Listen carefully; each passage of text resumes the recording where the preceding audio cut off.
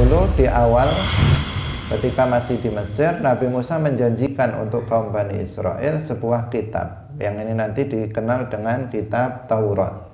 Mereka minta kitab Taurat yang pernah dijanjikan kepada Bani Israel.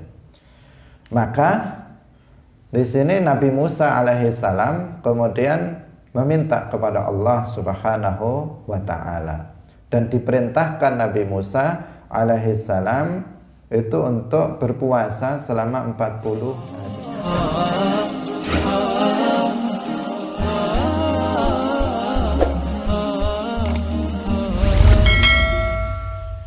Assalamualaikum warahmatullahi wabarakatuh.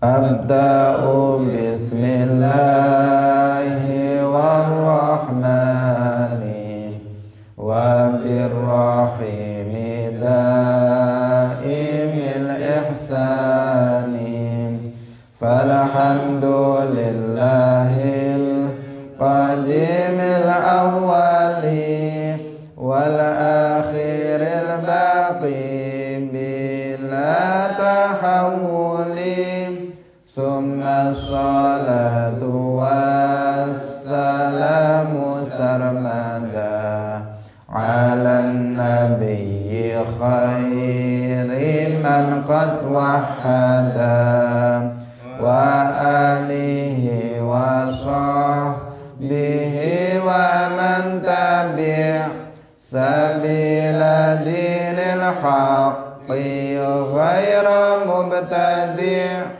wa ba'du fa'lam bi wujubil ma'rifah min wajibil lillahi 'ishrina sifah wallahu mawjudun qadimun baqi mukhalifun lil khalqi bil itlaqi wa qa'imun ghani wa wahidun wa hayy qadir muridun alimun bi kulli syai' sami'unil basir wal muskallimu lahu sifatun sab'atun tantazimu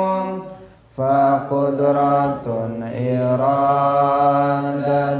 sam'un basar hayatun ilmu kalamun istamar wa jaizun bi fadlihi wa adlihi tarkun li kulli mumkinin ka fi'lihi arsala anbiya zawi faqana bisidqi wa tablighi wal amanah wa jaizun fi haqqihim min aradi bi ghairi naqsin ka khafifil maradi ismatuhum kasairil malaika wajibatun wa fadlul malaika wal mustahilu diddu kulli wajibi fahfad li khamsina bi hukmin wajibi tafsilu khamsatin wa ishrina lazim kulla mukallafin fahaqqiq waqtanim hum adamun idrisu nuhun huduma salih wa ibrahimu kullun muttaba' Lutun wa Ismailu Ishaqun kada Yaqubu Yusufun wa Ayyubu ihtada Syu'aibu Harunu wa Musa wal Yasa' Dzulkifli Dawudu Sulaimanu taba' Ilyasu Yunus Zakaria Yahya Isa wa Taha Khatimun Dahwaya Alaihimus salatu wassalamu wa alihim madamatil ayyamu. Hadirin hadirat kaum muslimin muslimat, pemirsa Madu TV rahimakumullah. Alhamdulillah, puji syukur kita sampaikan kepada Allah Subhanahu wa taala. Pagi hari ini Allah Subhanahu wa taala melimpahkan nikmat-nikmatnya kepada kita semuanya, nikmat yang sangat banyak yang kita tidak mampu untuk menghitungnya karena saking banyaknya. Di antara nikmat itu adalah nikmat taufik. Dengan nikmat taufik itu kita bisa hadir dalam majelis ilmu ini. Semoga Allah Subhanahu wa taala memberikan ilmu yang manfaat untuk kita semuanya. Amin ya rabbal alamin. Salawat dan salam semoga tetap terlimpahkan kepada Nabi Agung, makhluk yang termulia, Nabi Muhammad sallallahu alaihi wasallam, para sahabatnya, keluarganya, serta seluruh umat Islam yang mengikuti beliau ila yaumil qiyamah. Hadirin hadirat kaum muslimin rahimakumullah. Pada pagi hari ini kita masih melanjutkan kisah tentang Nabi Musa alaihi salam. Jadi kisahnya sangat panjang. Qala al-muallif rahimahullah. Jangan lupa sebelumnya untuk mengikhlaskan niat kita lillahi ta'ala. Qala al-muallif Syu'aibu Harun wa Musa wal Yasa' Dzulkifli Dawudu Sulaimanut taba'. Kita masih menceritakan tentang kisah Nabi Musa alaihi salam. Kemarin telah kita sampaikan bahwa Allah Subhanahu wa taala telah menyelamatkan Nabi Musa dan Bani Israel sebanyak 600 orang yang menyeberangi lautan dengan kehendak Allah Subhanahu wa taala. Lautan terbelah menjadi 12 jalan yang kemudian melalui jalan itu Nabi Musa dan Bani Israel berhasil menyeberangi lautan. Tetapi Fir'aun kemudian dan bala tentaranya ditenggelamkan di dalam lautan itu. Itu terjadi pada tanggal 10 Muharram atau hari Asyura. Hadirin rahimakumullah. Ketika Fir'aun itu telah ditenggelamkan, sebagian Bani Israel itu minta untuk bukti bahwa Fir'aun itu sudah mati. Jadi mereka ingin lihat sendiri bahwa Fir'aun itu sudah mati. Karena semuanya kan tenggelam di dalam lautan. Maka di antara mereka kalau belum melihat buktinya langsung bahwa Fir'aun itu telah mati, telah dibinasakan oleh Allah, sehingga mereka minta bukti tentang hal itu. Maka Allah Subhanahu wa taala, artinya setelah Nabi Musa berdoa kepada Allah agar diberi bukti. Jadi Bani Israel ini kan terkenal dengan orang yang banyak bertanya dan banyak meminta.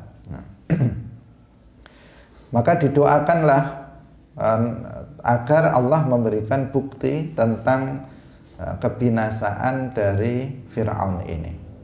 maka dengan kehendak Allah Subhanahu wa taala kemudian jasad daripada Fir'aun itu dilemparkan oleh air lautan ke pantai. Nah, sehingga di tempat yang agak tinggi dilemparkan ke situ sehingga terlihat oleh kaum Bani Israel bahwa Fir'aun itu betul-betul telah mati. Ini sebagai pelajaran,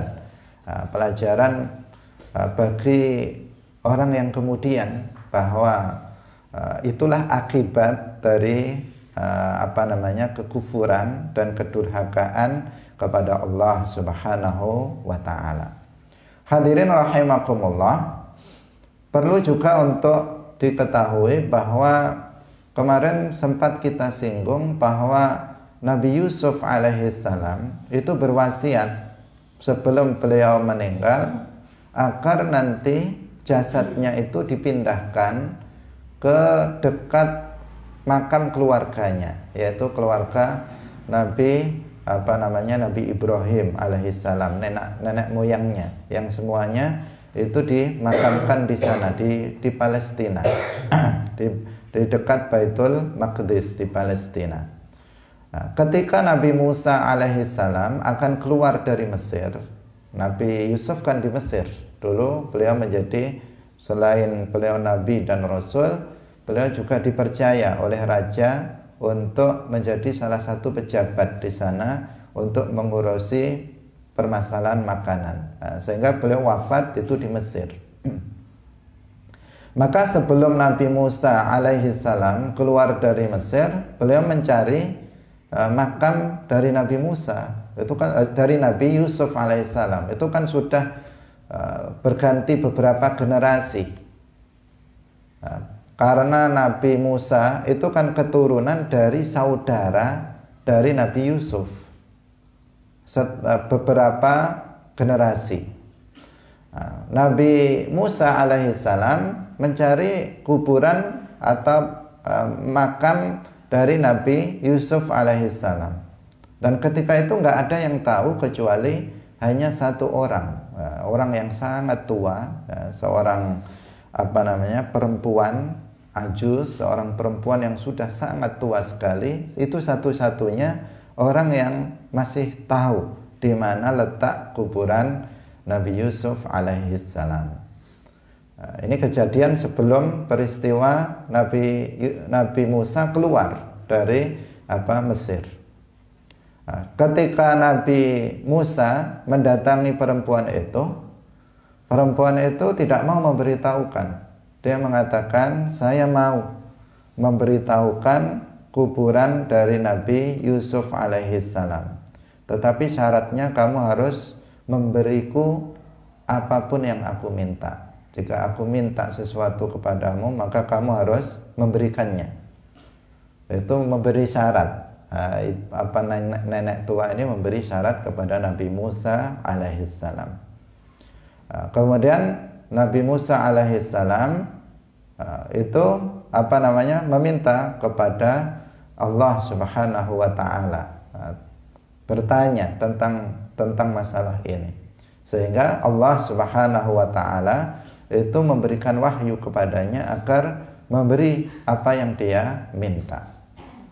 Akhirnya perempuan ini ternyata minta untuk masuk ke dalam surga.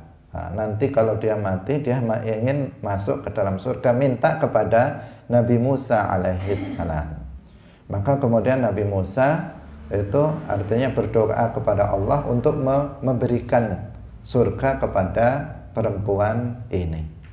Nah, ini adalah salah satu dalil bagi ahli sunnah wal jamaah tentang bolehnya tawassul. Perempuan ini meminta kepada Allah, atau yang disebut ini juga tawassul, juga disebut istighosah, dengan seorang nabi. Nabi Musa adalah seorang nabi.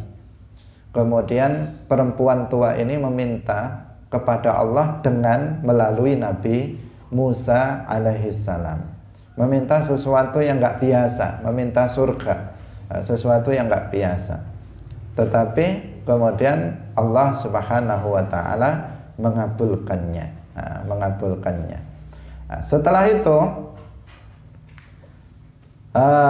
perempuan tua itu, nenek tua itu memberitahukan makam Nabi Musa yang berada di dalam air, yang berada di dalam air. Kemudian Nabi Musa berdoa kepada Allah agar kemudian bisa menemukan makam itu. Dan ternyata jasad Nabi Yusuf alaihissalam itu berada dalam sebuah peti,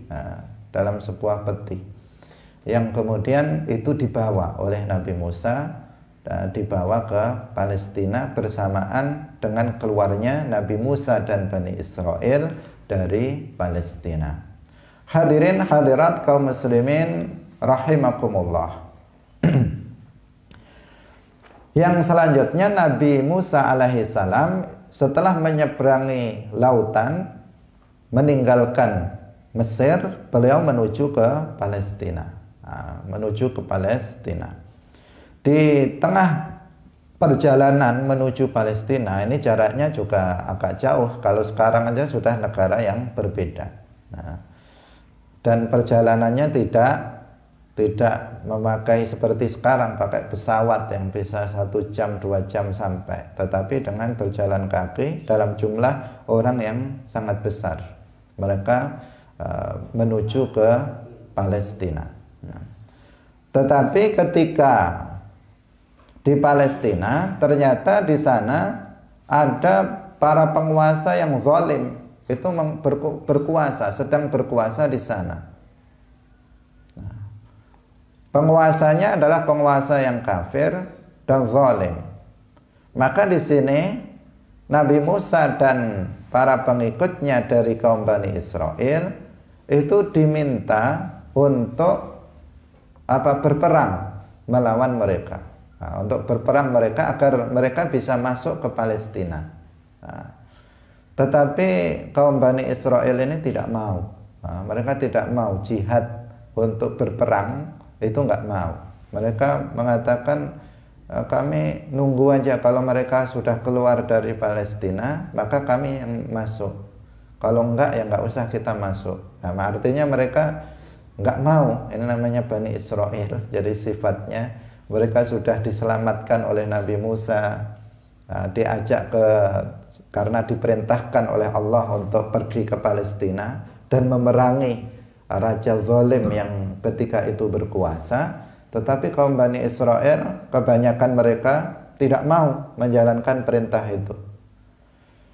Padahal banyak sekali nikmat yang telah Allah berikan kepada orang-orang Bani Israel ini. Nabi Musa alaihissalam selalu mengabulkan apa yang dia minta dengan berdoa kepada Allah subhanahu wa ta'ala. Sebelumnya dalam perjalanan mereka itu kehausan karena perjalanan yang jauh. Mereka kehausan, kesulitan makanan. Tetapi Nabi Musa alaihissalam kemudian memukulkan tongkatnya ke sebuah batu yang keras, padat. Kemudian mengalir sumber air, 12 mata air mengalir dari batu tersebut, sehingga kemudian mereka pun menjadi senang bisa minum. Kemudian mereka juga diberikan nikmat makanan yang berbagai macam berbagai macam jenisnya itu diberikan kepada mereka. Allah yang memberikan nikmat-nikmat itu dengan doa Nabi Musa alaihissalam. Dalam Al-Quran disebutkan, wa idistasqa Musa liqaumihi faqulna drib bi'asaqal hajar fanfajarat minhu ithnata asyrata aina. Keluar 12 mata air. Qad alima kullu unasim mashrabahum kulu washrabu min rizqillahi wa la ta'thaw fil ardi mufsidin. Wa id qultum ya Musa lan nasbira ala ta'amin wahid. Mereka mengatakan sudah diberi minum, sudah enak, mereka diberi makan. Mereka mengatakan kami nggak sabar kalau makannya macamnya cuman satu saja, setiap hari cuman macamnya itu saja. Mereka minta yang lain. Mereka mengatakan, ya Musa, lan nasbira ala ta'ami wahidin fad'u lana rabbaka yukhrij lana mimma tumbitul ardu min baqliha wa kithaiha wa fumiha wa adasiha wa basaliha. Jadi minta berbagai macam yang disebutkan di sini, berbagai macam jenis makanan. Maka Nabi Musa alaihissalam pun kemudian berdoa kepada Allah dan itu diberikan kepada Bani Israel. Jadi nikmat begitu banyak diberikan kepada Bani Israel. Nabi Musa memintanya kepada Allah dan dikabulkan oleh Allah Subhanahu wa ta'ala. Tetapi giliran ketika kemudian mereka diajak untuk jihad, untuk berperang melawan penguasa yang zalim, yang kafir ketika itu, untuk mengusir mereka dari Palestina dan mereka masuk ke dalamnya atas perintah Allah, mereka tidak mau. Maka Allah Subhanahu wa taala kemudian menghukum mereka, menghukum kaum Bani Israel ini, yaitu dengan mereka itu kehilangan arah, atau mereka tidak tahu kemana mereka harus pergi. Jadi itu berlangsung selama bertahun-tahun. Hadirin hadirat rahimakumullah, sampai 40 tahun lamanya. Jadi mereka terus berjalan, tiba-tiba sampai ke tempat itu lagi. Berjalan terus, sampai lagi ke tempat itu lagi. Terus begitu, sampai selama 40 tahun.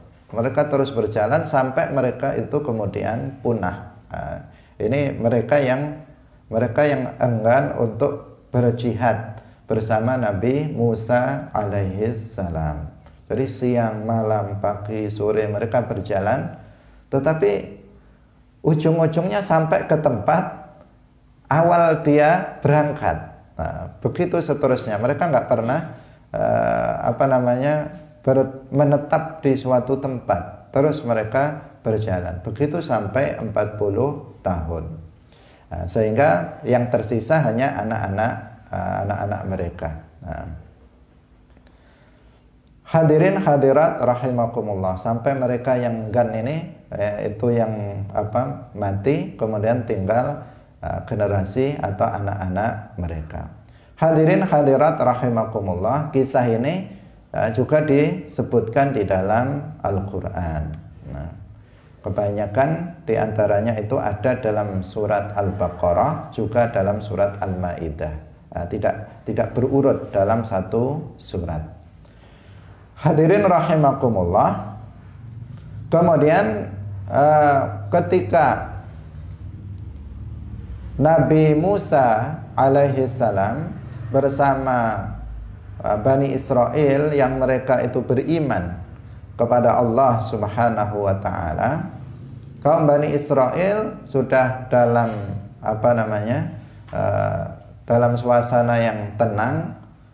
Kemudian Bani Israel itu menagih janji Nabi Musa.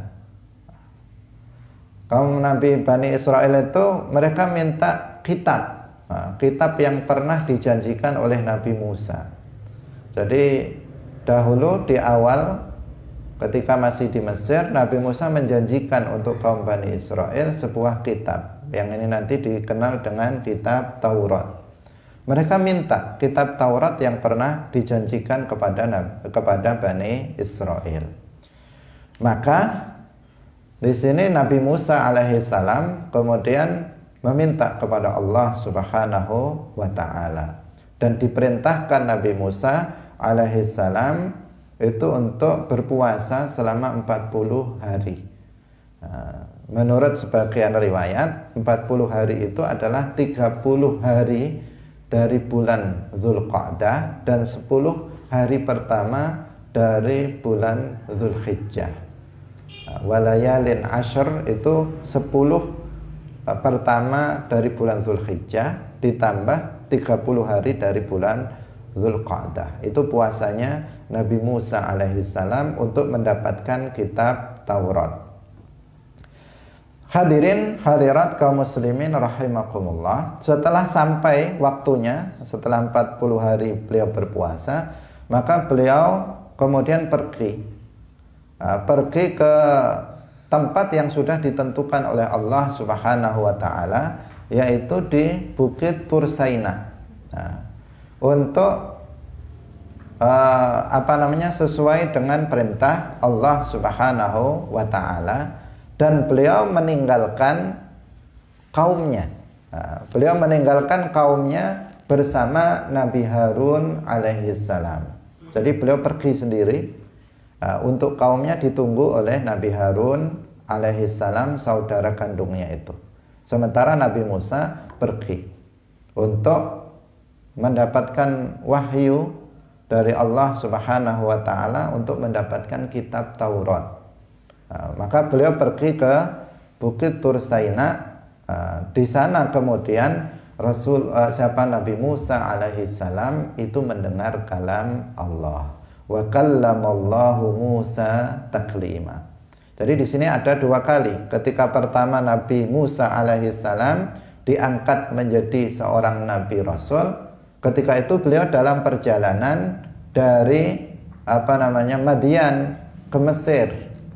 Di tengah-tengah perjalanan, ketika itu di lembah namanya Lembah Tua. Ini Nabi Musa alaihissalam itu diperdengarkan kalam Allah di Bukit Tursaina.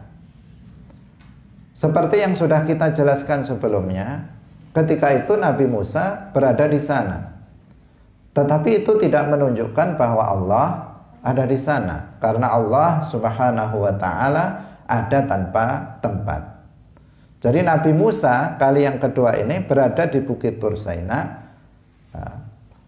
Nabi Musa yang berada di sana, tetapi Allah ada tanpa tempat. Sebagaimana Nabi Muhammad ketika mendengar kalam Allah, beliau berada di atas langit ke-7, tetapi Allah tidak bertempat. Jadi Nabi Musa alaihissalam diperdengarkan kalam Allah yang bukan bahasa, bukan huruf dan bukan suara. Wa kallamallahu Musa taklima. Dan Allah telah memperdengarkan, benar-benar Allah telah memperdengarkan kalamnya yang bukan bahasa, bukan huruf dan bukan suara kepada Nabi Musa alaihissalam. Di mana? Di sini, di Bukit Tursaina yang diperintahkan oleh Allah Subhanahu wa taala. Hadirin hadirat rahimakumullah. Setelah Nabi Musa alaihissalam itu diperdengarkan kalamnya yang azali dan abadi, maka kemudian Nabi Musa ini merupakan nikmat yang sangat agung, karena makhluk yang pernah diperdengarkan kalam Allah hanya Nabi Musa, kemudian siapa? Kemudian Nabi Muhammad, itu yang manusia, kemudian Jibril yang malaikat. Itu yang pernah mendengar kalam Allah.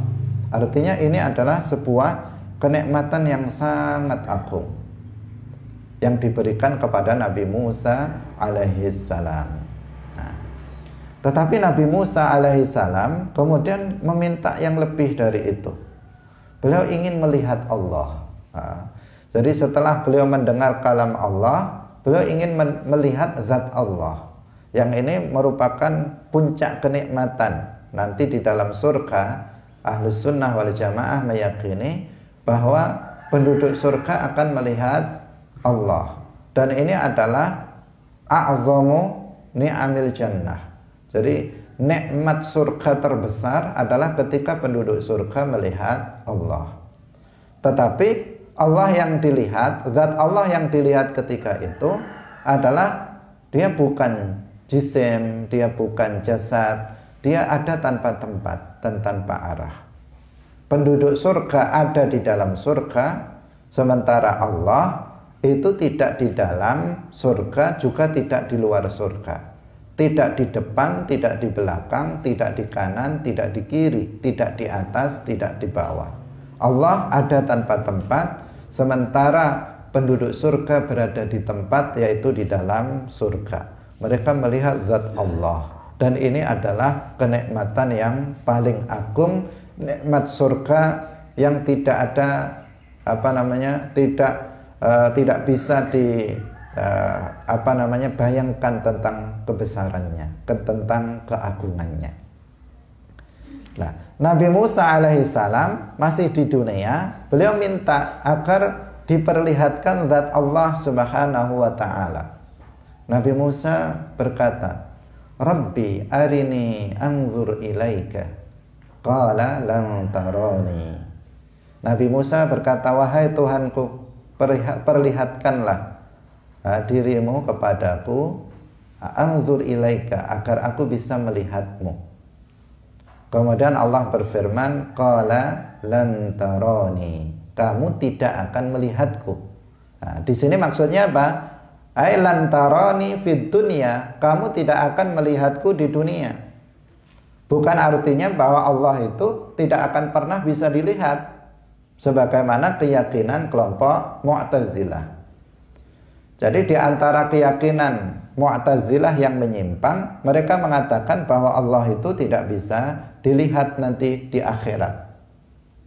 Salah satu dalil yang digunakan adalah ini, yaitu firman Allah kepada Nabi Musa, lan tarani, kamu tidak akan melihatku. Padahal ayat ini maksudnya adalah lantaroni fid dunya, kamu di dunia ini tidak akan melihatku. Kalau di akhirat, maka orang mukmin akan melihat Allah. Kenapa? Karena ayat yang lain itu menunjukkan bahwa manusia itu, penduduk surga, akan melihat Allah di dalam surga. Mereka di dalam surga, Allah tidak bertempat. Dalam Al-Quran disebutkan, wujuhun yawma idzin nadhirah ila rabbiha nadhirah. Wajah-wajah penduduk surga berseri-seri, mereka gembira, berseri-seri, bahagia ketika mereka melihat kepada Tuhannya. Nah, jadi di sini ayat-ayat Al-Quran tidak mungkin bertentangan satu dengan yang lain. Yang satu mengatakan wujuhu yawma idzin nadhirah ila rabbiha nadhirah. Yang satu mengatakan lan tarani, kamu tidak akan melihatku. Ini enggak bertentangan. Al-Quran adalah kalamullah, tidak mungkin bertentangan satu dengan yang lain. Maka para ulama menjelaskan lan tarani artinya lan tarani fid dunya, kamu tidak akan melihatku, melihat Allah di dunia. Ini sesuai dengan hadis Rasulullah Shallallahu Alaihi Wasallam. Beliau bersabda, "Lan tarawna rabbakum hatta tamutu." Kalian tidak akan melihat Tuhan kalian sampai kalian itu mati. Nah, jadi kalian manusia di dunia ini tidak akan melihat Allah Subhanahu wa Ta'ala. Rasulullah ketika Mi'raj, menurut pendapat yang rajih, yang unggul, itu beliau melihat Allah dengan hati, bukan dengan mata kepala. Jadi ra'a rabbahu bifuadihi, beliau melihat Tuhannya dengan hatinya. Allah memberikan kekuatan di hati Rasulullah sehingga Rasulullah bisa melihat Allah dengan hatinya, bukan dengan mata kepala. Ini menurut pendapat yang unggul seperti itu. Hadirin hadirat rahimakumullah, karena Rasulullah sendiri telah bersabda, lan tarawna rabbakum hatta tamutu. Kalian tidak akan melihat Tuhan kalian sampai kalian itu mati. Nah, jadi kalau sekarang ada orang ngaku-ngaku melihat Allah, apalagi ngaku jagongan dengan Allah, atau ngaku langsung belajar langsung kepada Allah, maka dipastikan dia berdusta atau dia korban dari pendustaan oleh iblis laknatullah alaih. Nah, karena ayat Nabi Musa saja ketika meminta untuk melihat Allah, Nabi Musa dijawab lan tarani. Rasulullah bersabda lan tarawna rabbakum hatta tamutu. Sekarang ada orang biasa bukan wali, bukan nabi, kemudian dia mengatakan tadi malam saya jagongan dengan Allah. Maka yang seperti ini dia adalah seorang pembohong besar. Hadirin hadirat rahimakumullah. Atau dia dibohongi oleh iblis. Seperti yang pernah kita ceritakan, iblis pernah datang kepada Sultanul Auliya Syekh Abdul Qadir Ar-Jilani. Datang dalam bentuk cahaya yang sangat terang. Kemudian cahaya itu mengatakan, ya Abdul Qadir hambaku, saya ini adalah Allah. Kata cahaya yang sangat terang itu, mulai sekarang semua yang wajib bagi kamu telah aku gugurkan. Semua yang haram untuk kamu sudah saya halalkan, khusus untukmu, karena sudah jadi wali besar. Kemudian apa? Syekh Abdul Qadir orang yang paham tentang akidah. Beliau seorang yang berilmu. Beliau memiliki ilmu agama yang sangat kuat. Beliau waliullah. Nah, bahkan Sultanul Auliya. Beliau mengatakan khasyita ya iblis. Tahu Syekh Abdul Qadir yang datang bukan Allah, itu adalah iblis.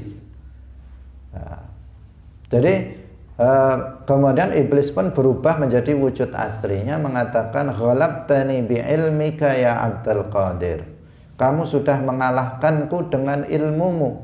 Karena kamu punya ilmu, maka kamu gak bisa disesatkan. Saya kalah karena kamu berilmu. Ilmu apa? Ilmu akidah. Karena Syekh Abdul Qadir tahu Allah mawjudun bila makan. Allah itu ada tanpa tempat. Sementara cahaya itu berada di kamar dia, berada bertempat. Nah, dan Syekh Abdul Qadir tahu bahwa Allah itu pencipta cahaya tidak serupa dengan cahaya, sementara yang datang berupa cahaya. Dan Syekh Abdul Qadir tahu bahwa kalamullah bukan bahasa, bukan huruf, dan bukan suara, sementara cahaya itu berbicara dengan bahasa Arab. Dan Syekh Abdul Qadir tahu bahwa orang setinggi apapun derajatnya, yang halal tidak akan berubah, yang wajib tidak akan menjadi gugur, dan yang haram tidak akan menjadi halal. Nabi Muhammad yang tingkatannya jauh lebih tinggi dari Syekh Abdul Qadir, sholat tetap, yang haram tetap haram, yang wajib tetap wajib. Ini ada seorang wali dibebaskan dari kewajiban dan hal yang haram menjadi halal. Ini Syekh Abdul Qadir tahu dengan ilmunya, ini bukan Allah tetapi iblis, dan ternyata betul. Tetapi kemudian iblis mengatakan sebelum ini, dia mengatakan iblisnya 70.000 orang saya goda dengan cara yang sama dan berhasil. Artinya banyak orang yang digoda oleh iblis, seakan-akan dia mengatakan dia adalah Allah, kemudian orang itu kemudian percaya karena kebodohannya. Karena dia beribadah, dia wiritan, dia beribadah di malam hari tanpa ilmu. Akhirnya datang iblis, kemudian dia merasa menjadi wali, tingkatannya sudah tinggi, langsung didatangi oleh Allah. Nah, ini banyak orang yang tersesat sampai zaman sekarang ini seperti itu. Akhirnya sudah nggak sholat lagi. Katanya sholatnya sambil nggak seperti kalian. Saya naik sepeda juga sholat itu. Akhirnya dia nggak sholat, nggak jumatan, nggak melakukan amalan yang wajib, dan yang haram dilakukan. Alasannya apa? Dia sudah jadi wali. Nah, hadirin hadirat rahimakumullah. Nah, kita harus berpegang kepada ayat dan hadis Rasulullah. Ayat Al-Quran sudah mengatakan lan tarani fid dunya. Nabi Musa alaihissalam sudah diberikan nikmat mendengar kalamullah al-azali, al-abadi. Kita mendengar ibarah dari kalam Allah saja, kita senang mendengarnya. Ketika Al-Quran dibaca, yang itu adalah lafaz yang diturunkan, bukan sifat kalam Allah. Kita mendengarnya itu sudah senang, apalagi mendengar kalam Allah yang azali abadi, yang bukan bahasa, bukan huruf dan bukan suara. Nah, Nabi Musa ingin lebih dari itu, ingin melihat Allah, tetapi dijawab oleh Allah, lan tarani. Kemudian Allah berfirman, walakin inzur ilal jabali fa in istaqarra makanahu fasawfa tarani. Tetapi lihatlah ke gunung itu. Jika gunung itu tetap di tempatnya, maka kamu akan melihatku. Maka Allah memperlihatkan kepada gunung, dan gunung kemudian goyang, di dalam Al-Quran disebutkan dakka, ya. Falamma tajalla rabbuhu lil jabali ja'alahu dakka wa kharra Musa sa'iqa. Kaget Nabi Musa sehingga pingsan ketika melihat gunung itu bergetar, ketika melihat Allah Subhanahu wa ta'ala. Dengan kehendak Allah Subhanahu wa ta'ala, artinya Nabi Musa di dunia ini tidak akan melihat Allah, dan juga manusia di dunia ini tidak bisa melihat Allah dengan mata yang faniyah. Tetapi nanti di akhirat penduduk surga dengan mata kepala yang baqiyah, yang abadi, akan melihat Allah Subhanahu wa ta'ala. Hadirin hadirat yang dirahmati oleh Allah Subhanahu wa ta'ala. Kemudian Nabi Musa alaihissalam setelah itu pulang, setelah selesai dan beliau mendapatkan kitab Taurat, beliau pulang ke kaumnya. Dan apa yang terjadi pada kaumnya? Ternyata banyak di antara kaumnya ini sudah berubah, yaitu mereka berubah menyembah seekor patung anak sapi. Jadi yang sebelumnya ditinggalkan. Jadi Bani Israel ini labil sekali, orangnya sangat labil, tidak bisa tetap. Ditinggal tidak lama, setelah pulang sebagian kaumnya itu sudah menyembah anak sapi, patung anak sapi yang dibuat oleh orang namanya Musa juga, yaitu Musa As-Samiri. Patung anak sapi itu dibuat oleh Musa As-Samiri. Kemudian Musa As-Samiri ini ternyata diam-diam dia mengambil debu bekas telapak kaki kudanya malaikat Jibril. Jadi ketika malaikat Jibril datang di waktu membelah lautan menjadi 12 ketika Nabi Musa dan Bani Israel itu akan menyeberangi lautan, Musa Samiri ini melihat malaikat Jibril mengendarai kuda, kemudian debu bekas telapak kakinya kuda dari malaikat Jibril ini diambil oleh Musa As-Samiri. Ketika Nabi Musa itu pergi, kemudian debu ini dimasukkan ke dalam patung anak sapi itu. Kemudian dia bisa seperti sapi yang hidup. Seperti sapi yang hidup, dia bisa mengaung, bisa berbunyi, dia seperti sapi yang hidup. Kemudian Musa As-Samiri ini kafir, dia mengatakan, Nabi Musa pergi mencari Tuhannya, padahal Tuhannya tertinggal di sini, kata dia. Ini Tuhannya tertinggal di sini. Kemudian diminta mereka untuk menyembah patung anak sapi itu.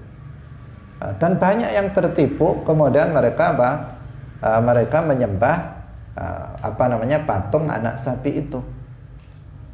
Karena ada keajaiban pada patung anak sapi ini, ada keajaiban. Dia bisa mengaung atau seperti halnya sapi yang hidup. Karena ketakjubannya kemudian mereka percaya dan kemudian menyembah anak patung anak sapi ini. Hadirin hadirat rahimakumullah. Yang berikutnya ketika Nabi Musa alaihissalam itu datang, terkejut Nabi Musa melihat kaumnya yang seperti itu. Maka Nabi Musa marah, beliau sangat marah, termasuk yang menjadi sasaran kemarahannya itu adalah Nabi Harun alaihissalam. Jadi ketika itu ya marah karena Allah, bukan marah emosi. Beliau seorang Nabiullah. Karena umatnya sudah berubah, sudah kufur, sudah melakukan sebuah kesyirikan. Sehingga seketika itu Nabi Musa mendatangi Nabi Harun, dan Nabi Harun sampai dipegang dipegang jenggotnya oleh Nabi Musa alaihissalam. Kemudian padahal Nabi Harun tidak salah. Nabi Harun dalam hal ini tidak salah. Memang kaumnya yang seperti itu.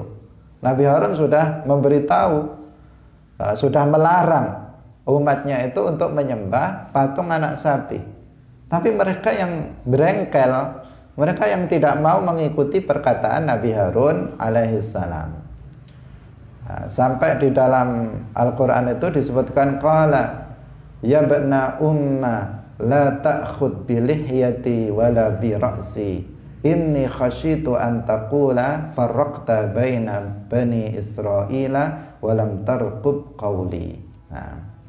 Kemudian yang selanjutnya Nabi Musa berdoa, rabbighfirli wa li akhi wa adkhilna fi rahmatika wa anta arhamur rahimin. Itu spontan saja. Setelah itu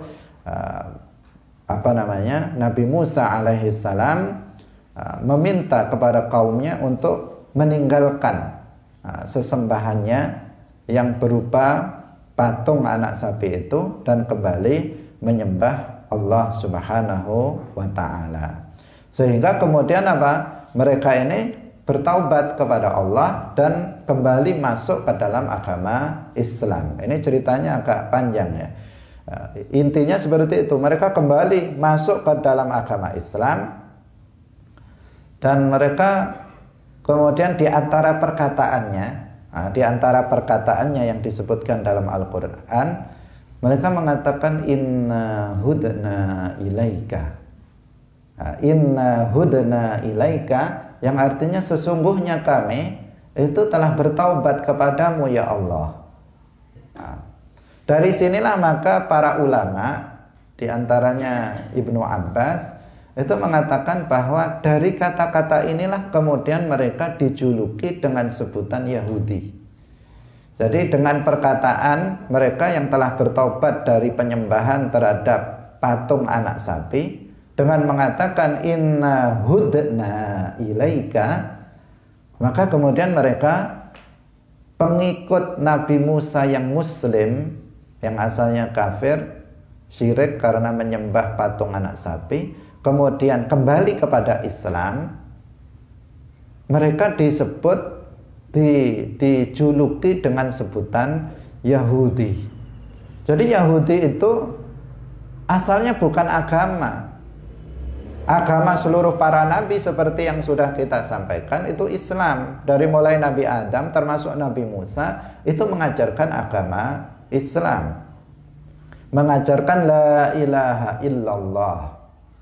Yahudi ini apa? Yahudi ini julukan. Julukan itu untuk menyebut nama untuk orang-orang yang sudah bertaubat dari penyembahan terhadap patung anak sapi, kembali kepada penyembahan kepada Allah, kembali kepada Islam. Mereka disebut Yahudi. Tetapi setelah berlalu waktu yang lama, setelah wafatnya Nabi Musa alaihissalam, kemudian mereka mereka kembali kufur. Tapi nama Yahudi tetap melekat pada mereka, sehingga Yahudi ini menjadi agama baru di luar Islam setelah mereka menyimpang dari agama Islam. Jadi yang baru itu Yahudi, Nasrani itu juga agama baru. yang agama para nabi itu Islam. Nah, Yahudi itu adalah agama baru yang menyimpang dari ajaran syariatnya Nabi Musa alaihissalam. Setelah wafatnya Nabi Musa kembali mereka meyakini bahwa Uzair itu adalah anak Allah. Wa qalatil yahudu Uzairu ibnullah. Mereka pun merubah kitab Taurat, dirubah oleh tangan-tangan mereka. Akhirnya mereka kemudian keluar dari Islam dan Yahudi menjadi agama yang baru. Nah, ini diambil dari nama ini menurut sebagian ulama, inna hudna ilaika, yaitu kaum Nabi Musa dari Bani Israel yang telah kembali kepada Islam setelah mereka terpengaruh oleh Musa As-Samiri menyembah patung anak sapi. Hadirin hadirat rahimakumullah. Demikian waktu sudah habis. Ini masih tersisa ternyata kisah tentang Nabi Musa ini.